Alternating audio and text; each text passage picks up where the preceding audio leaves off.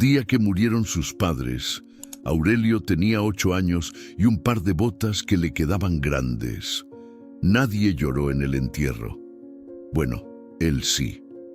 Pero los adultos que rodeaban las dos tumbas tenían esa expresión cerrada de quien ya está calculando lo que viene después, no despidiéndose de lo que se va. Su tío Celestino fue el único que se acercó al final, cuando todos se marchaban, y le puso una mano en el hombro con un gesto que Aurelio interpretó como consuelo. No era consuelo, era una inspección. «Ven con nosotros», dijo Celestino, «eres familia». Aurelio no supo en ese momento que esas 4 palabras contenían la trampa entera, que familia, en la boca de ese hombre, era una palabra que significaba algo distinto a lo que significaba en la boca de su madre. Los primeros días en la casa de su tío fueron confusos. La casa era grande, con corrales y una parcela extensa que producía bien. Sus primos, Héctor y Bernal, tenían su propio cuarto, su propia ropa, sus propios zapatos que les quedaban del tamaño correcto. A Aurelio le dieron un catre en el cuarto de las herramientas. No había ventana. Olía a aceite de motor y a tierra seca. Durmió ahí la primera noche pensando que era provisional, que en algún momento alguien vendría a decirle que se había equivocado de cuarto. Nadie vino. A la semana ya sabía cuál era su lugar. Se levantaba antes que todos a dar de comer a los animales. Barría el patio antes del desayuno, cargaba el agua, recogía la leña, limpiaba lo que los primos ensuciaban sin pensarlo 2 veces.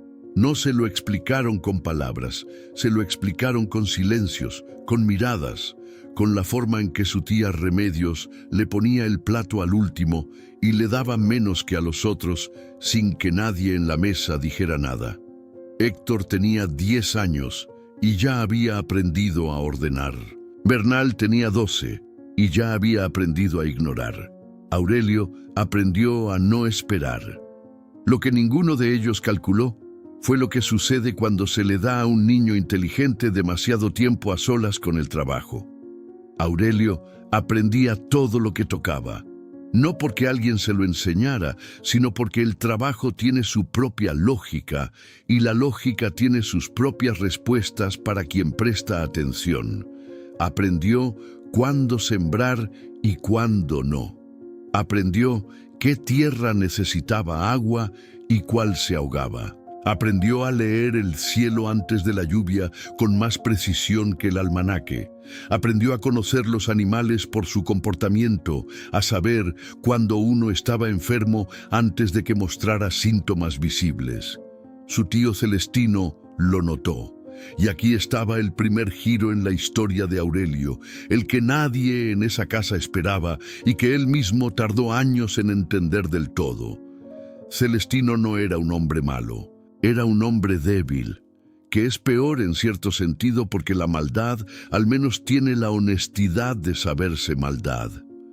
Celestino veía lo que le hacían a su sobrino. Lo veía y miraba hacia otro lado porque el precio de hablar era pelearse con su mujer y ese precio le parecía demasiado alto.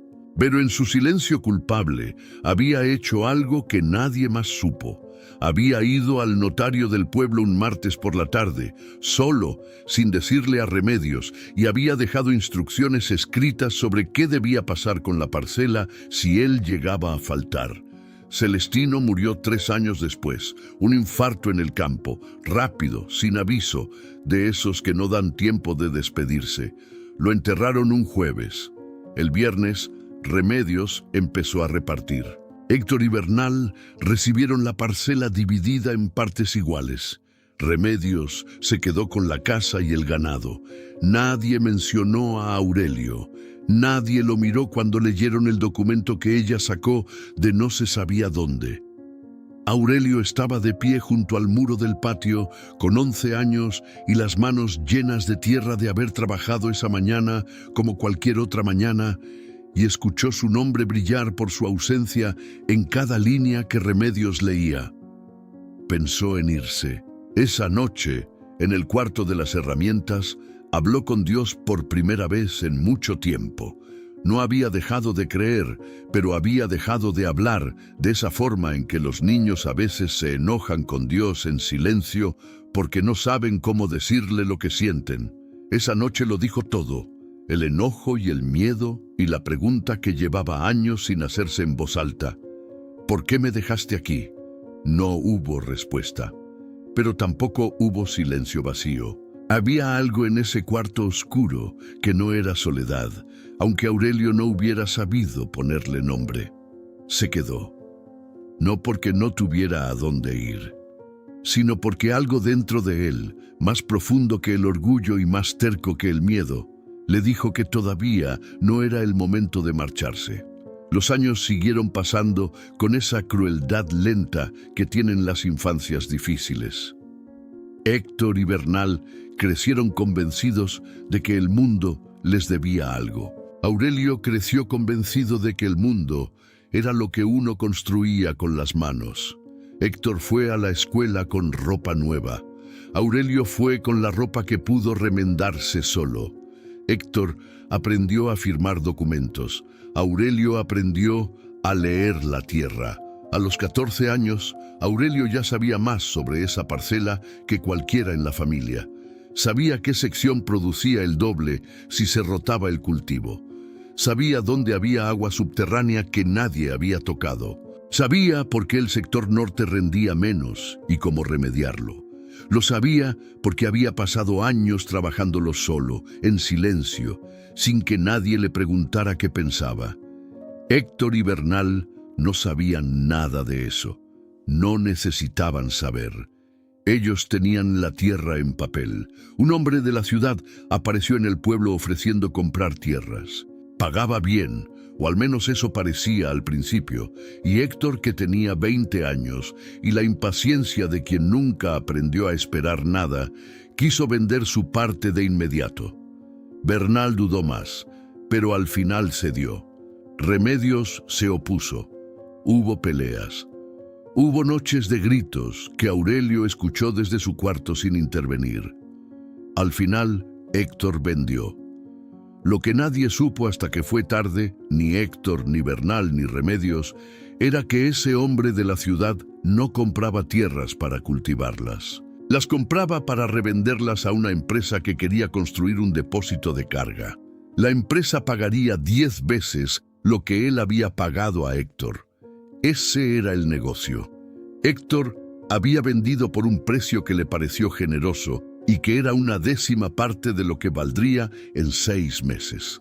Aurelio lo supo antes que todos. Lo supo porque en los meses anteriores había visto al hombre de la ciudad pasearse por el pueblo haciendo preguntas que no eran de alguien que quiere sembrar. Lo supo porque había escuchado hablar de la empresa en el mercado. En esas conversaciones que la gente tiene sin cuidarse de quién escucha porque no cuentan a los sirvientes. Lo supo y no dijo nada. No porque quisiera vengarse, sino porque nadie le había preguntado. Nadie le preguntaba nunca nada. Cuando Héctor descubrió lo que había vendido y por cuánto menos de lo que valía, el golpe fue tan grande que pasó una semana sin salir de su cuarto. Bernal, que no había vendido, intentó negociar directamente con la empresa. Le dijeron que no les interesaba comprar la mitad de un terreno, que necesitaban la parcela completa o nada.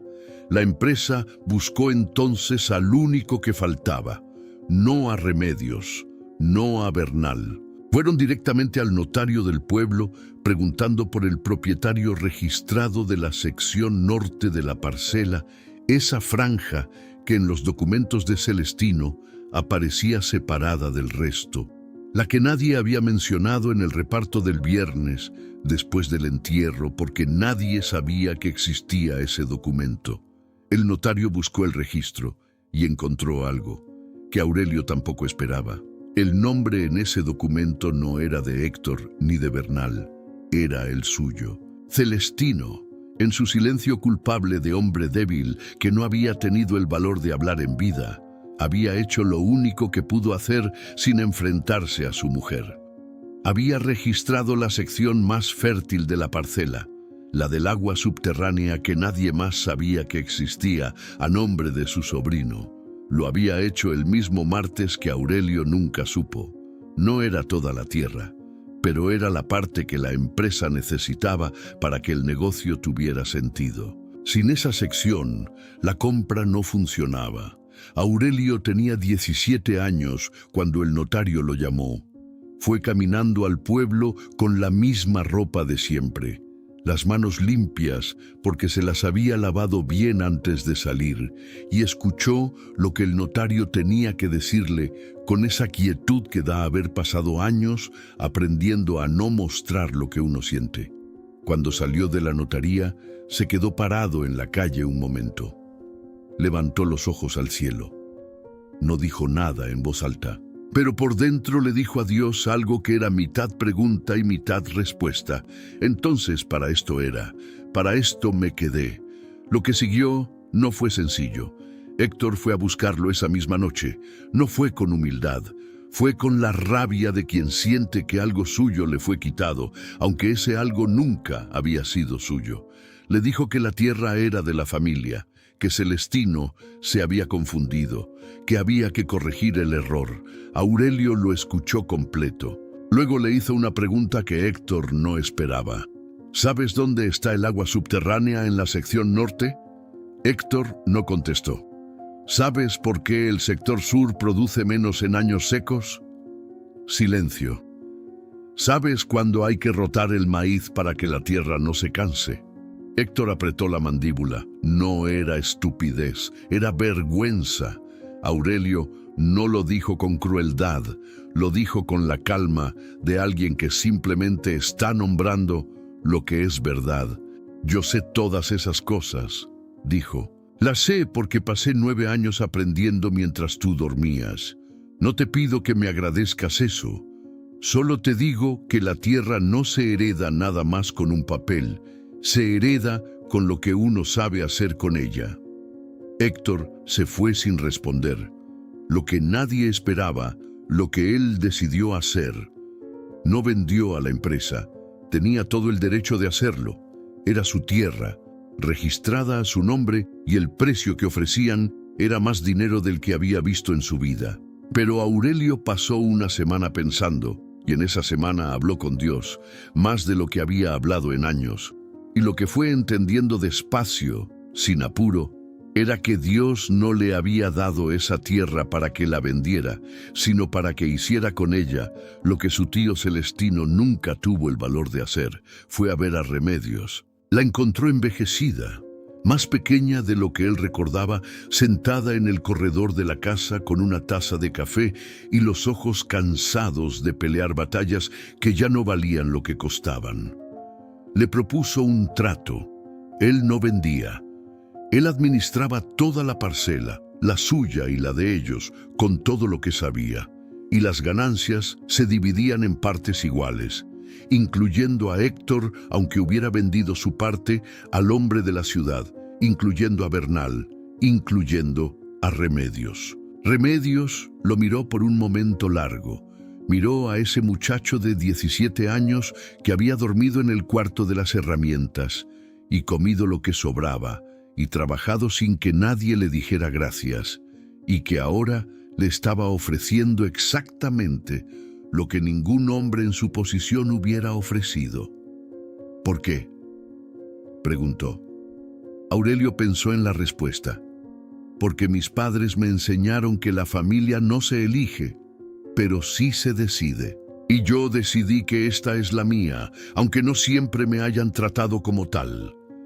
Remedios no respondió, pero algo en su cara se movió de lugar, algo que llevaba años sin moverse, y apartó la mirada hacia el campo.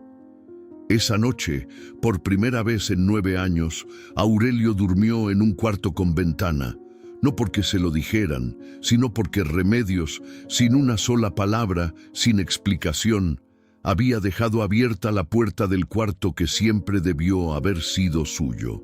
A veces Dios no te da lo que mereces de golpe. Te lo da poco a poco, en el orden correcto, después de que aprendiste todo lo que necesitabas aprender para no desperdiciarlo. Aurelio lo entendió esa noche, mirando el cielo por la ventana nueva. La tierra seguía siendo la misma tierra de siempre, pero él ya no era el mismo niño de las botas grandes.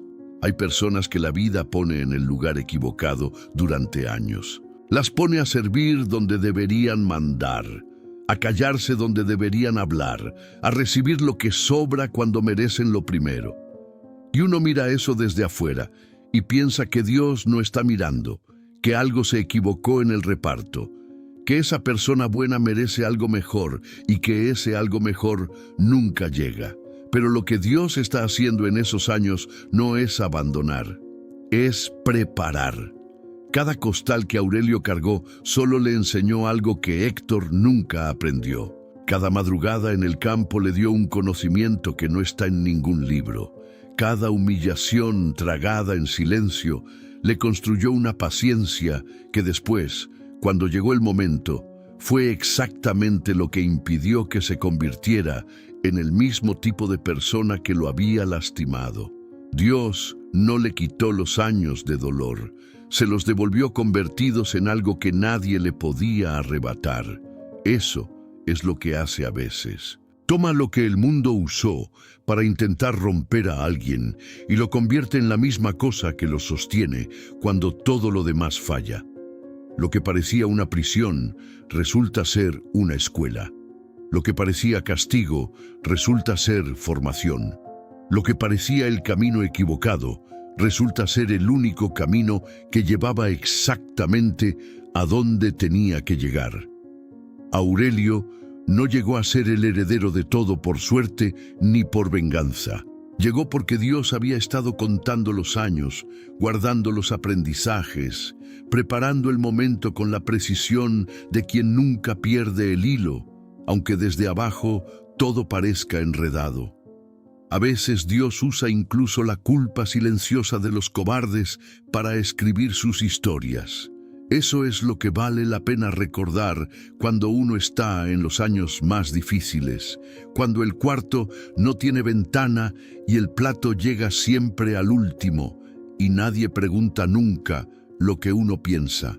Cuando el dolor parece no tener sentido y la espera parece no tener fin, y Dios parece que no está mirando hacia donde estás. Sí está mirando, siempre está mirando.